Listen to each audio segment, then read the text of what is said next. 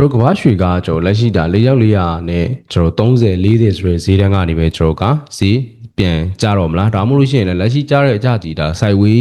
အနေနဲ့ပဲဆက်ရှိဖို့အတွက်ဒါ bounce ဖြစ်တဲ့ပုံစံမျိုးအောက်ကိုပြန်ဆင်းလာတဲ့ဟာမျိုးလားဆိုတဲ့ဟာကိုကျွန်တော်ဒီနေ့ဒီဗီဒီယိုမှာကျွန်တော်တို့အတူတူ analysis လုပ်ကြည့်မယ်ပေါ့နော်အားလုံးမင်္ဂလာပါ Trader Cape ရဲ့ YouTube TikTok နဲ့ Telegram Channel ကနေအားလုံးကြိုဆိုပါရစေဒီနေ့ကတော့ August 19ရက်နေ့ပေါ့နော်ဗုဒ္ဓဘူးနေ့အဲ့တော့ဒီနေ့ဈေးကွက်ချင်းတွေကျွန်တော်တို့အတူတူကြည့်အောင်ပေါ့နော်အဲ့တော့ Trader Cape မှာဆိုလို့ရှိရင်ကျွန်တော်ဒါ forex trading နဲ့ပတ်သက်လို့ကျွန်တော်ဒါကိုကကဘာရွှေပါအဓိကtrade လုပ်တဲ့ trader ဆိုလို့ရှိရင်ကျွန်တော်ဒါ trading community ရှိရဲအဓိကကျွန်တော်တို့တွေအတူတူနေ့စဉ်အတူ trade လုပ်ရတဲ့ trading community ရှိရဲပြီးလို့ရှိရင်ဒါ trading နဲ့ပတ်သက်ပြီးတော့တခြားသောအပိုင်းတွေဖြစ်တဲ့ကျွန်တော်ဒါ education ပိုင်းတွေဒါကိုလေ့လာဖို့အတွက်ပေါ့နော် education ပိုင်းတွေပဲဖြစ်ဖြစ်ဒါမှမဟုတ်လို့ရှိရင်ကျွန်တော်တို့ဒီတခြားသောဒီငွေစည်းငွေထုတ်တွေကြီးအကောင့်ဖွင့်ပေးတဲ့ဒီ broker ပိုင်း service တွေလည်းကျွန်တော်အားလုံးဒါ serviceပေးနေရမှာဖြစ်တဲ့အတွက်ကျွန်တော်ဒါဒီ trading နဲ့ပတ်သက်ပြီးကိုကဘာရွှေပဲ trade လုပ်တဲ့အခါမှာတခုလိုအပ်တယ်ဆိုလို့ရှိရင် trader game ကိုဆက်သွယ်လာလို့ရတယ်ပေါ့နော်အဲ့တော့ကဘာရွှေကကျွန်တော်ဒါရှေ့ရက်တွေမှာလည်းကျွန်တော် video analysis တွေမှာတောက်လျှောက်ပြောခဲ့တယ်ဈေးကွက်ကကျွန်တော်ဘယ်လိုဖြစ်နေလဲဆိုလို့ရှိရင်တကယ်ဆိုလို့ရှိရင်တော့ကျွန်တော်ကရှေ့ရက်မှာလည်းကျွန်တော်မှန်းထားရရှိတယ်သူပြန်ကြဖို့ဆိုလို့ရှိရင်4ရောက်5ရောက်ဝန်းကျင်လောက်ထိတော့လာတဲ့နေလာနိုင်နေပေါ့နော်4ရောက်5ဝန်းကျင်လောက်မှာကျွန်တော်ဒါ Fiona ဆွင်း higher time frame ဆွင်းရဆိုလို့ရှိရင် Fiona ရှိရဲ့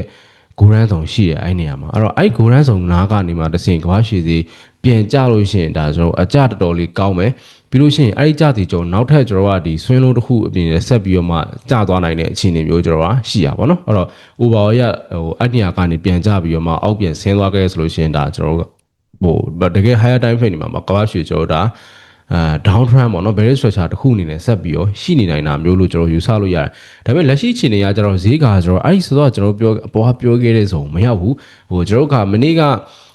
ရက်တွေပြီးခဲ့တဲ့အပတ်တွေမှာသူအမြင့်ဆုံးတက်ခဲ့ဒီ4450ဝန်းကျင်လောက်ဆိုရင်နေရာကနေပဲအောက်ကိုပြန်ပြီးတော့ဆင်းလာတယ်ပေါ့နော်အဲ့တော့ကျွန်တော်ရှေ့ရက်မှာကျွန်တော်အမြဲတမ်းပြောခဲ့ဒီမှာဒီ trend line လေးရှိရယ်ကျွန်တော် trend line လေး break ပြီးတော့ကြာ break တယ်ပြန်ကြာဒါပေမဲ့တစ်ခုရှိရကကျွန်တော်ဒီမနေ့ကဆိုလို့ရှိရင်တော့ကျွန်တော်ဘာဖြစ်သွားလဲဆိုလို့ရှိရင်ကျွန်တော်ဒီ trend line break ပြီးပြန်ရောက်မဲ့ဟာမှာကျွန်တော်တို့ကအပေါ်ကဒီပေါ်က gap ကိုစောင့်တယ်ပေါ့နော်တကယ်တမ်းဈေးကွက်က over ရအဲ့ gap ကိုတော့မရောက်သွားဘူးလို့ကျွန်တော်ပြောလို့ရတယ်အဲ့တော့ကျွန်တော်တို့မနေ့က nearly ကျွန်တော်တို့အနေနဲ့ဆိုလို့ရှိရင်တော့အယောင်ဒီတစ်ခုတော့လွတ်သွားတာပေါ့နော်အဲ့တော့လက်ရှိချိန်တွေကကျတော့ကျွန်တော်ကတကယ်တမ်းကြားမယ်ဆိုလို့ရှိရင်ဒီအောက်ကသုံးကိုတော့သတိထားပြီးစောင့်ကြည့်မယ်။ကိုကရှိမှလက်ရှိဈေးကွက်ကို overall ကြည့်မယ်ဆိုလို့ရှိရင်ကျွန်တော်ကဒီအောက်ကနေ4300လောက်ဝန်းကျင်ပေါ့နော်4310အဲ့ဒီဇုံဝန်းကျင်ကတော့ကျွန်တော်တစ်ချက်စောင့်ကြည့်ရမှာ။တကယ်လို့ဈေးကအခုတက်လက်ရှိပြန်ကျလာပြီးတော့မှကျွန်တော်ဒီအောက်ကအဲ့ဒီကျွန်တော်ဒီဟောပေါ့နော်စုံပေါ့နော်အဲ့တော့ဒီအောက်ကစုံတစ်ခုကိုကျွန်တော် market ဖောက်ပြီးတော့မှကြားခဲ့တယ်ဆိုလို့ရှိရင်တော့ဒါဈေးကွက်က overall ရကျွန်တော်ကဒီအပေါ်ကစုံပေါ့နော်ဒီပေါ်ကနေရာကနေပဲဒါဈေးပြန်ကျနိုင်သွားပြီလို့ကျွန်တော်ကယူဆလို့ရပြီပေါ့နော်အဲ့တော့ပြလို့ရှိရင်နောက်တစ်ခုက long term ရလဲကဘာရွှေကျွန်တော်အကြ market တစ်ခုကိုပြန်ပြီးမြင်သွားနိုင်တယ်တခုပဲကျွန်တော်အဲ့လိုမျိုးကြားရင်တခုပဲကျွန်တော်အကြတော့အရန်တော့မကြိုက်တာပေါ့လို့ကြားတဲ့နေရာကိုအရန်သဘောမကျတာမျိုးတော့ရှိရဲဘာကြောင့်လဲဆိုလို့ရှိရင်ဒီပေါ်ကဒီကျွန်တော်ပြထားတဲ့နေရာဒီ daily ရသွားကြည့်လို့ရှိရင်တော့ daily တို့ဒီ higher time frame တွေမှာဆိုလို့ရှိရင်တော့ကျွန်တော်ကဒါပြန်ကြနိုင်ရှိရဲ့နေရာကျွန်တော်ရှိမှ analysis တွေလုပ်ပေးဘူးပါဒီနေရာလေးเนาะအဲ့တော့ဒီနေရာကပြန်ကြနိုင်ရှိရဲ့နေရာလို့ပြောလို့ရတယ်ဒါပေမဲ့တခုရှိရကအဲ့ဒီမှာကျွန်တော်နည်းလေးဘာဖြစ်လာလဲဆိုလို့ရှိရင်ဈေးကွက်ကoverall ရကျွန်တော်ကကြည့်မယ်ဆိုလို့ရှိရင်ပေါ့နော်ဒါကျွန်တော်ရှုပ်သွားမှာဆိုလို့အားလုံးတစ်ချက်ဖြုတ်လိုက်ဒီနေရာပေါ့နော်ဒီနေရာအဲ့တော့အခုလက်ရှိကကျွန်တော်စီပြန်ကြနေတဲ့နေရာဒီကနေဆင်းတာနော်ဒီနေရာကနေပြန်ကြတာအဲ့တော့ဒီနေရာကတကယ်တော့ market ထဲမှာ overall ရဆိုလို့ရှိရင်ဒါ daily မှာဆိုလို့ရှိရင်ဒါတကယ်အရေးပါတယ်ကျွန်တော်က supply zone တစ်ခု continuation zone တစ်ခုဒါပြီးခဲ့တဲ့အကြမှာဆိုလို့ရှိရင်ဒါတကယ်ကို momentum ကောင်းနဲ့ဆင်းခဲ့တဲ့နေရာတစ်ခုလို့ယူဆလို့ရတယ်အဲ့တော့အခုလက်ရှိကျတော့ကျွန်တော်အခုလက်ရှိပြန်ကြတဲ့အကြမျိုးကြတော့ကျွန်တော်ကဘာကြောင့်သိပ်ပကြိုက်တာလဲဆိုလို့ရှိရင်ကျွန်တော်တို့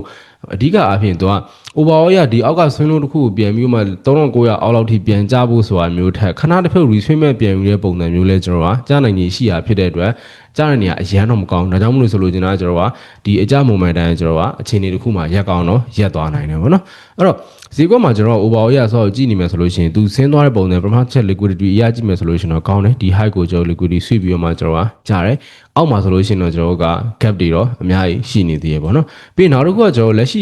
daily market မှာကျွန်တော်အရေးကြီးကြည့်ရမယ့်ဟာဘာလဲဆိုလို့ရှိရင်တော့မနေ့ကအကြပြီးရဲ့ချိန်မှာကျွန်တော်က market က daily မှာအကြဘက် bias ကိုကူးသွားရလို့ယူဆလို့ရတယ်အဲ့ဒါဘာကြောင့်လဲဆိုလို့ရှိရင် candle တွေကိုကြည့်ရင်သိနိုင်တယ်ပေါ့နော်အဲ့တော့ candle တွေကိုကြည့်ရင်သိနိုင်တယ်ဆိုတဲ့ဟာကကျွန်တော်ဒီမှာဆိုလို့ရှိရင်ဒီ can နောက်ဆုံးကျွန်တော် market မှာနောက်ဆုံး2ရက်က can မှာဆိုလို့ရှိရင် market က engulfing ဖြစ်သွားတယ်အဲ့တော့ကျွန်တော်ကဒီ bearish momentum ကတော်တော်လေးကိုအကြအတွက်တော်တော်လုံလောက်တဲ့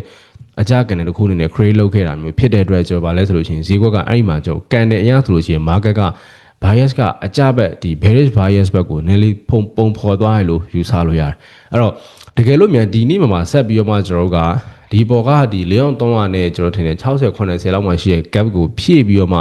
အောက်ကိုပြန်ဆင်းနေဆိုလို့ရှိရင်အောက်မှာတခုရှိရကတကယ်တမ်းကျွန်တော်ကဈေးကွက်မှာကျွန်တော်က gap တွေကဒီအောက်တွေမှာသွားရှိနေရဆိုတော့ဂွားရွှေကိုကျွန်တော်ဒီညတာကျွန်တော်ဆက်ကြမယ်ဆိုလို့ရှိရင်နောက်နေ့မှာ4100ဝန်းကျင်လောက်ထိကျွန်တော်ပြန်အကြတစ်ခုမြင်ရနိုင်တယ်လို့ယူဆလို့ရတယ်ပေါ့နော်အဲ့တော့ daily မှာဒီကောင်လောလောဆယ်တော့ပြန်ကန်ပြီးတော့မှဒီ momentum တစ်ခုကိုပြန်ကန်တက်ဖို့တော့မလွယ်တော့ဘူးလို့ကျွန်တော်နေယူဆတာပဲဒါက using technical ပိုင်းရယူဆတာတခုခုဆိုလို့ breaking news တွေပိုင်းနဲ့ဆိုလို့ရှိရင်တော့ကျွန်တော်တို့ဒါခံမှန်းလို့မရဘူးပေါ့နော်ပုံမှန်ကတော့လက်ရှိအခြေအနေရဆိုလို့ရှိရင်တော့တေချာတာကျွန်တော်ကလက်ရှိ moment နဲ့လက်ရှိကြထားတဲ့ဆင်းထားတဲ့အစင်းပုံစံရဆိုကမ္ဘာရွှေကဒီပေါ်ကဒီလျောက်လေးက30 50ပေါ့နော်အဲ့နေရာဝင်းကျင်လောက်ကိုတော့ပြန်ကန်တက်ဖို့နည်းနည်းလေးခတ်သွားလိမ့်မယ်လို့ယူဆလို့ရတယ်လောလောဆယ်မှာအကြဘက် moment တန် post down ဖြစ်နေလိမ့်မယ်လို့ယူဆတယ်အဲ့တော့တခုရှိရကျွန်တော်ကကြားတဲ့ခါမှာကျွန်တော်တို့စောင့်ကြည့်ရမှာတခုပဲစောစောကကျွန်တော်တို့ over 1ရအဲ့အောက်ကဆွဲလို့ပေါ့နော်ကျွန်တော်ရှေ့ရက်မှာလဲကျွန်တော်တို့ဒါကြပြီးတော့မှ bounce ပြီးအပေါ်ပြန်တက်ခဲ့တဲ့ဆွဲလို့နေရာကိုကျွန်တော်က break နိုင်မလားဆိုရဟာတော့ကျွန်တော်ကစောင့်ကြည့်မှာဒီမှာဘယ်လောက်လဲဆိုလို့ရှိရင်4300ဈေးတန်းပေါ့နော်အဲ့တော့ဒီအောက်က4300ဈေးတန်းကိုတော့ break မလားဆိုရဟာတော့ကျွန်တော်ကစောင့်ကြည့်ရမယ်ဒီမှာအခုပြောနေတာကျွန်တော်ဒီက overall ရဈေးကွက်ကိုဒီသုံးသက်တဲ့ဟာပြောနေတာဖြစ်တယ်လက်ရှိ trade ဖို့အတွက်တော့မဟုတ်ချင်မှာဟုတ်လိမ့်မယ်ပေါ့နော်ဒါဈေးကွက် overall ရကျွန်တော်ဘယ်လိုကြီးတင်နေပါဖြစ်နိုင်လဲဆိုရဟာကိုပြောပြနေရပါတော့အဲ့တော့ကျွန်တော်ကဒီအောက်ကဈေးတန်းပေါ့နော်ဆိုတော့ရှေ့မှာလည်းပြောခဲ့တဲ့အရေးကြီးရယ်ဒီနေရာကိုကျွန်တော်က break သွားနိုင်ပြီဆိုလို့ရှိရင်တော့ကဘာရှိအပေါ်ပြန်တက်လာဖို့နည်းနည်းလေးခက်လိမ့်မယ်ဆိုတော့ကျွန်တော်ဆိုတော့4400 4500လောက်ထိပြန်ရောက်လာဖို့ခက်လိမ့်ပြီးတော့မှ4000ဝန်းကျင်လောက်ထိကျွန်တော်ပြန်ပြီးတော့မှဆင်းသွားနိုင်ရင်ရှိရဲ့အခြေအနေမျိုးမှာရှိရဲ့အဲ့တော့ overall ရဈေးကွက် direction တခုကပြည့်ပြည့်သားကြီးသုံးသက်လို့ရတဲ့အခြေအနေတော့မဟုတ်နေသေးရဖြစ်တဲ့အတွက်ဟိုနည်းနည်းတော့တတိထားမယ်အခြေအနေမျိုးတော့ရှိရဲ။ဘာကြောင့်လဲဆိုလို့ရှိရင် overall ရကြည့်လို့ရှိရင် consolidation ဖြစ်နေရဲ။ဒီ consolidation ဖြစ်နေရဲ့အချိန်တည်းကမှကျွန်တော်ကအကြဘက်ကိုနည်းနည်းလေးဥတီလာတဲ့အခြေအနေမျိုးလေးတော့ကျွန်တော်ကယူဆလို့ရရလို့အချုပ်အနေနဲ့ပြောလို့ရတယ်နော်။အဲ့တော့ question နဲ့ပတ်သက်ပြီးတော့မှဒါကိုအမြင်လေးရှိရဲဆိုလို့ရှိရင်ကျွန်တော်ဒါကိုဝင်ရောက်ပြီးတော့မှဆွေးနွေးသွားလို့ရတယ်။အဲ့တော့ဒီ market နဲ့ပတ်သက်ပြီးထူးခြားတဲ့ဟာရှိလို့ရှိရင်ကျွန်တော်ဒါနောက်ထပ် video နဲ့ဆက်ပြီးတော့မှကျွန်တော် update လုပ်ပေးမယ်။အဲ့တော့ trading နဲ့ပတ်သက်ပြီးတခုကျွန်တော်လိုအပ်တာမျိုးရှိရဲဆိုလို့ရှိရင်ကျွန်တော် trader game ကိုဆက်သွယ်လာလို့ရတယ်ပေါ့နော်အဲ့တော့ကမ္ဘာ့ရွှေ trading ကနေပြီးမှအကျိုးမြတ်အများကြီးရတဲ့ trader တွေဖြစ်ပါစေလို့ကျွန်တော်ဆုတောင်းပေးပါတယ်ဗျာနော်ဟုတ်